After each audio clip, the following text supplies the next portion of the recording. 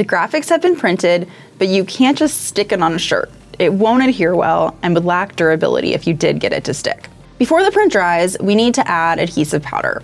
There are 2 ways to do this. If you're creating a couple of transfers, you can hand powder them, or if you're printing a whole bunch of transfers, a dryer shaker combo unit can do it more efficiently, faster, and cleaner. Most automated powder machines pour some powder onto the transfers as they enter the powdering chamber. Then they go through an area where there's a bunch of powder sitting across the film.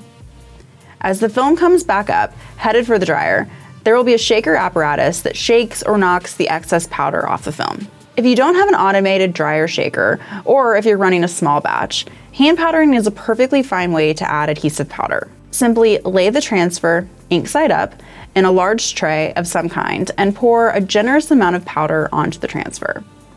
Now, lift the film with 2 hands and kind of roll the powder back and forth to get it to cover all of the ink. Do this a few times and then let the powder slide off into the tray.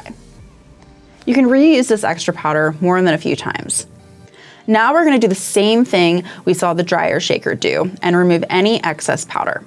Hold one end of the film and flick the back side of the film, moving around to knock loose any powder. Once you stop seeing the powder come off the film, you're good to go. The amount of powder used directly affects the overall feel of the transfer. More powder means a thicker feeling graphic, but use too little and your final product won't be as durable. It's about dialing in that Goldilocks zone, just the right amount. One tip when hand powdering is to wait for about 60 to 90 seconds before powdering.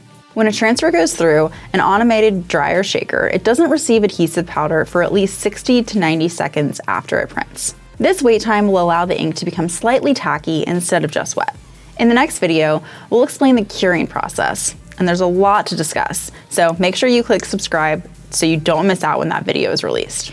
Did you find this video educational and valuable to your business? Subscribe to the channel and ring that bell so you're notified when our next DTF.com video is released.